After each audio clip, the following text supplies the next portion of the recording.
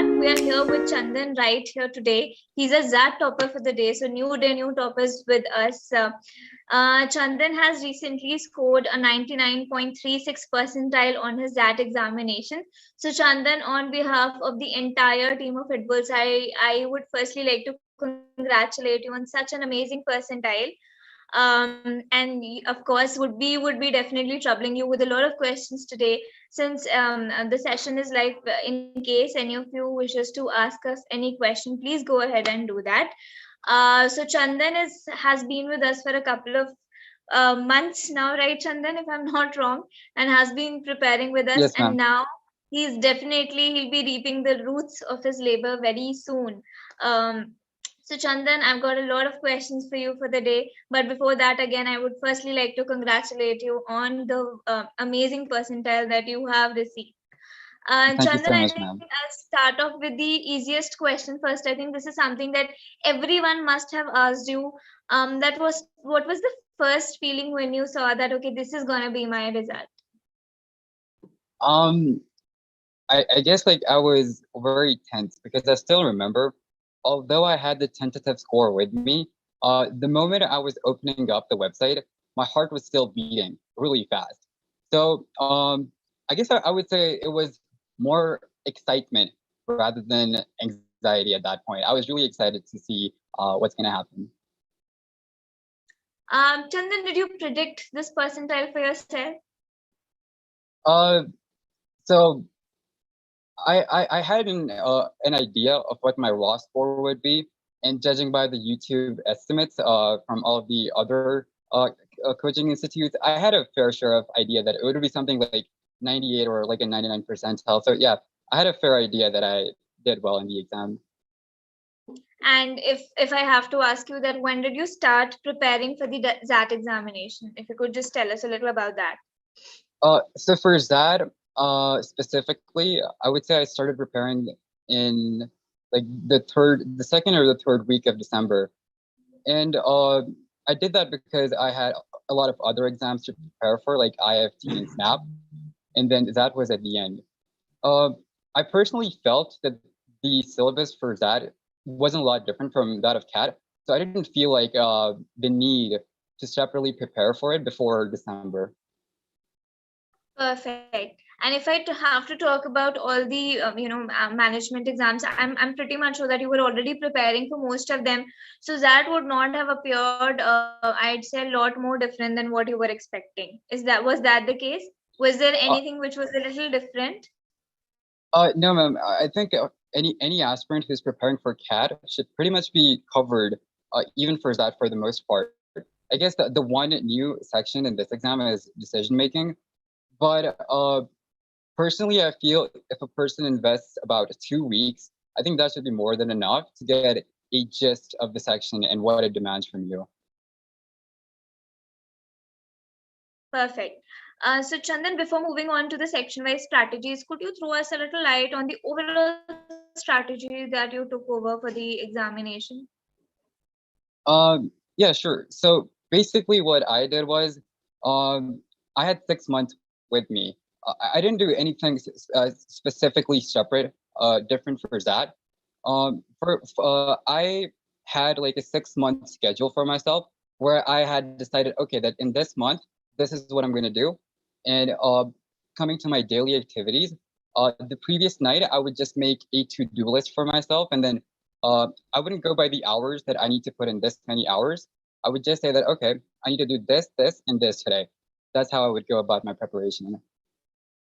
And how many times did you really, I mean, how many hours did you really dedicate to the preparation in a day? Yeah, so since I don't have a job, since I'm just in college, I could end up giving it 8 hours more or less daily. So I had that advantage. So I believe that for you, consistency and practice were the two keys that you took over for the last few months. Yes, And definitely, what because yeah. motivated you, Chandan? What was the real motivation behind putting in 8 dedicated hours to this kind of dedication? I would just say that it's the fact that I wanted to have the best possible B school for myself. I mean, obviously it makes sense. Whenever you're trying to do something, it makes sense to want to have the best thing for yourself. And that's pretty much what it was for me, at least. And since we are on this topic of motivation, what was you'd say what was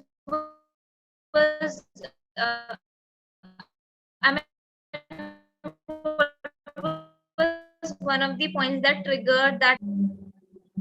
One of the points that triggered it. Chandan, I think I'll ask you the question again. I hope the question was clear to you.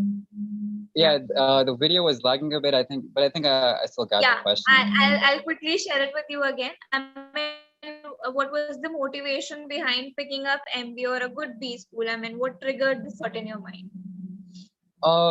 So the thought of an MBA, it triggered in my mind when I was having this conversation with someone who works at IUCL, and this happened during my second year.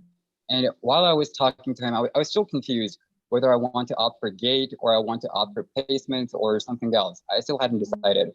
But then when I was talking to him, he told me, as someone who's working in IUCL, that the career growth that you will have, it's not really reliant as much on your communication skills, which I personally think is my strong suit.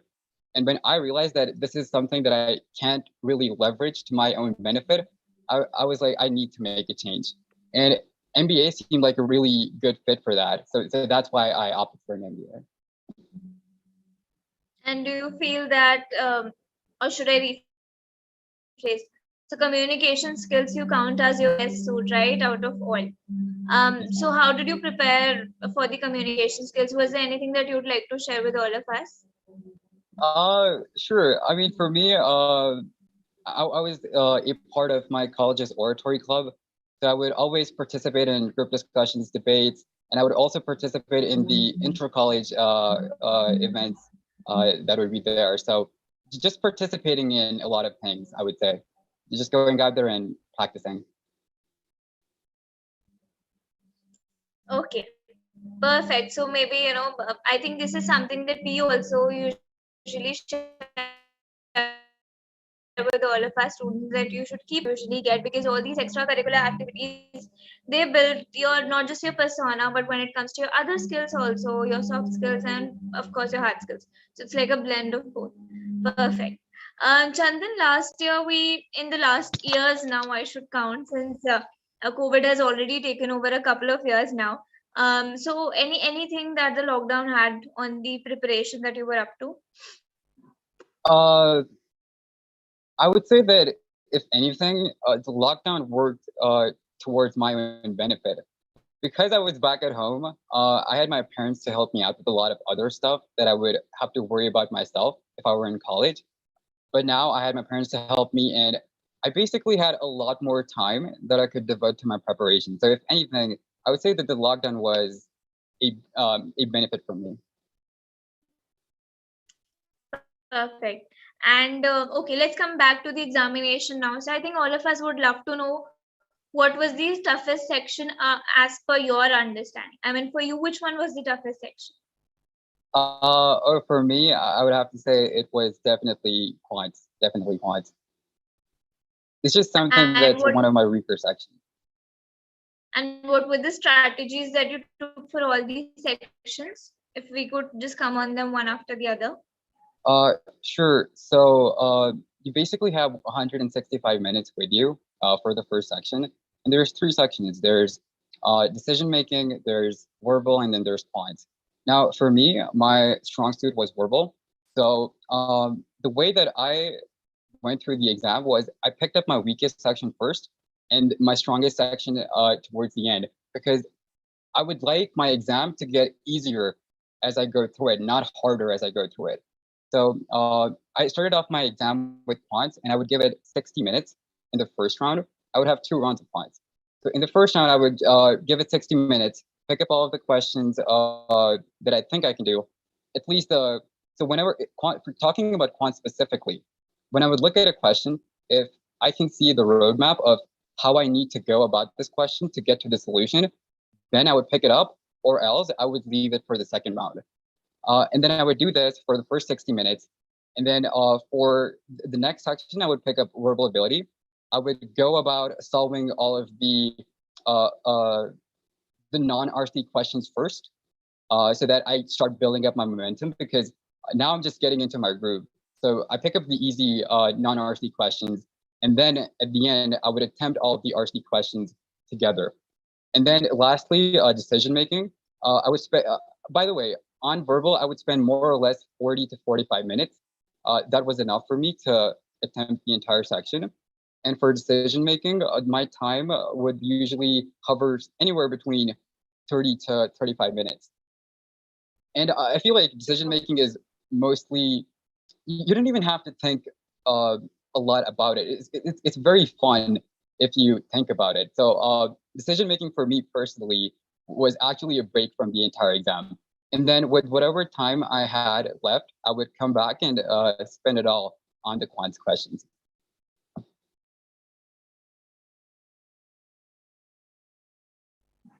Yeah. But Chandan, though decision making is one of the fun activities that you have on the XAT examination, that is also one of the sections which also takes you away, because when a person starts understanding or reading the questions, he gets a lot more involved in the question than he or she should actually be. So I think, yes, it's a fun activity, but then some people just get carried away into them, and then they start understanding the depths of the question, and the time is gone. Definitely. So thank you so much for sharing all these. Can you just tell me a little about the essay portion also, which was though unexpected, but was declared at the last moment? Yes, sure. So I personally didn't really prepare for the essay section, because um, even in my college activities, I'd been part of several clubs as the editor. So I used to dabble in content writing more or less from time to time. So I didn't really have a lot of trouble with that. Yeah, I personally did not prepare for that. But I would suggest, like, if you're not comfortable with writing content and knowing how these things usually work, maybe devote like 5 days before the exam just to get a hang of it. Perfect. So yes, I can definitely understand because of the activities. That's what we were just discussing earlier also, that if you keep participating in all these activities which are related to, say, your extracurricular in terms of clubs, societies, and a lot more, you get to learn a lot of things. It not just builds up on your persona, but it also helps you out in all these things. For example, it helped Chandan with the writing skills, of course, for sure. Perfect, Chandan. Chandan, when it comes to all of these sections, how much time would you say that the syllabus, you should be completing the syllabus in, say, 8 months, 6 months, or something? I personally wouldn't say that there's an ideal time for this. I mean, you just have to work with whatever time you have, because I guess the advantage would be, like, the earlier you start, the better it is for you, because then the workload would be less for you. So yeah, you just have to work with whatever time you have, and the earlier you start, the better it is going to be for you. Perfect. And Chandan, how many mocks would you say would help you out while dealing with the XAT preparation? So I think if a candidate has been diligently preparing for CAT, they probably would have given a lot of mocks for CAT itself. And by the time you get to that, people pretty much have like a good idea of their strengths and weaknesses. And the only challenge at that point is realizing what's different about that, and what change in your strategy you need to make specifically for that. And if you can do that in 1 or 2 mocks, that's great. You don't need to give a lot of mocks. I personally ended up giving, I think 5 or maybe 6 mocks, because I thought I was really comfortable with my strategy by the 3rd mock, and I only gave the other 3 mocks just so that I didn't lose my edge of sitting there for 3 hours and start getting fatigued. That's the only reason I gave them. Probably that was also because you were already preparing for a lot of other examinations. So you already knew the syllabus, you had a good hold on the basics, and you were already prepped up for all these examinations. So probably, these set of mocks really helped you out. And Chandan, what was your exam day strategy, if I have to ask that? So my exam day strategy was, okay, so the day before, I pretty much just had fun, did nothing. I was with my best friend, so that was good. That helped me out, just relax. And even on the day of the exam, I went in with the thinking that my decide by this point has already been decided for me. Even before I start the exam, I feel like my score has actually been decided because of the effort that I put in, because of my conditioning, because of everything else. Now all I need to do is just sit here for the next 3 hours and just let all of the stuff that's in me just let it come out. That is, yeah, definitely a very subjective topic for that matter, but yes, it works a lot. Chandan, if you have to share a couple of strategies, although you've shared a lot of things in the last few minutes, but if you still have to share a couple of strategies with the upcoming XAT aspirants, what would they be? Um, so do you want me to go section wise or That would just some help general actually. advice? Section wise would be actually beneficial for all of us. Sure. So for verbal, I would say that because in that you have 5 options instead of 4, eliminating the other options become even more crucial. So definitely eliminate as many options as you can in that. For decision making, I would say that again, eliminating options is key. And the strategy that I personally used and that worked out well for me was if I could get to a point in a question where I can reach to the last 2 remaining options, I would just go with the 50-50 and go with my gut feeling. This is something that worked out for me. It may not work out for you. So this is something that you're going to have to figure out by giving several mocks. And quant, I would suggest pick up with the questions that you know. Uh, if only if you can see the roadmap of solving a question, only then pick it up, or you could just then come back to it later and come back at the same question in round 2. How about general awareness? But general awareness. Okay, so what I personally did for that was I would read the newspaper daily and also a lot of articles on current affairs and whatnot. So I feel like that was enough for me. In all of the mocks that I gave, I did pretty well in the GK section without having prepared for it separately. So sure, if you have the time for it, uh, you can invest the time and energy into learning the GK things. But I think it's much more crucial for you to be in a better mental state by the time you get to the exam. So, yeah, I think I personally did not spend a lot of time in GK because I felt like it was giving me marginal returns for my effort. But that's just my way of thinking. And one tip, I know that you have done really well on the XAT writing assessment also, but in case you have to instruct the others or if you have to give tips for that, what would that be?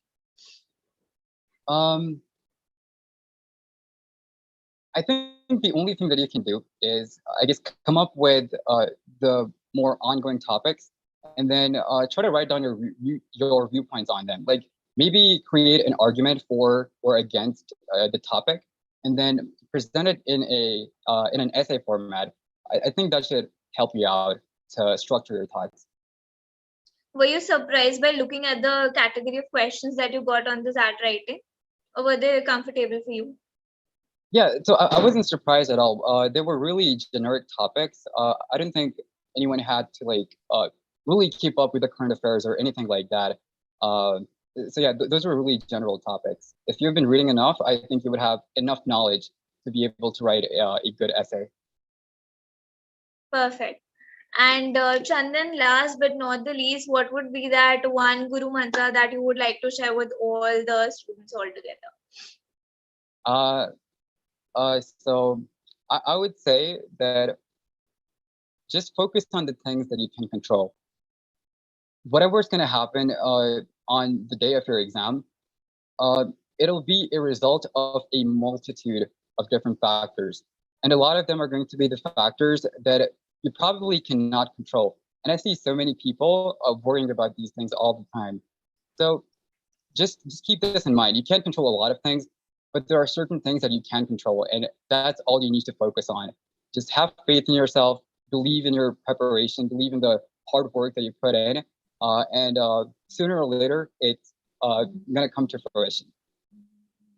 So I think I'm going to summarize it for all of us. So, hard work, preparation, prepare well, understand the questions. I think Chandan got it pretty well because he was also preparing for most of the other examinations also. Apart from that, whatever you have learned, whatever you studied for the last few months, be it the mock test that you are giving, be it the GK series that you've been watching, be it whatever preparation in terms of the entire examination, believe in yourself. Understand that the questions would not come out as a surprise to you, but if you've prepared for them well, you will definitely get what you've learned. So, Chandan, anything that you would like to add in the end? Uh, no, I think I've said a lot of things. I think I've covered all of the things that I wanted to say. Perfect. So thank you so much, Chandan, for spending out so many minutes with all of us, helping out the other ZAT aspirants to understand not just the pattern, but also understanding the key tips and tricks which are required. Again, tips when it comes to tips, tricks, the way of taking up the examination or anything else, it is different for different people. But yes, whatever Chandan has scored and whatever his tricks have been, I think it will definitely be fruitful for a lot of our students. So thank you so much, Chandan, again from the entire team of, on behalf of the entire team of Hitbullseye. I'll definitely congratulate you again and all the I, best for all the future endeavors that you have. Thank you thank you so much, so Chandan. thank you so much for having me, ma'am. It was Take a care. pleasure and an honor to be here. So Thank you so much. likewise on that part. Take care, Chandan. Thank you.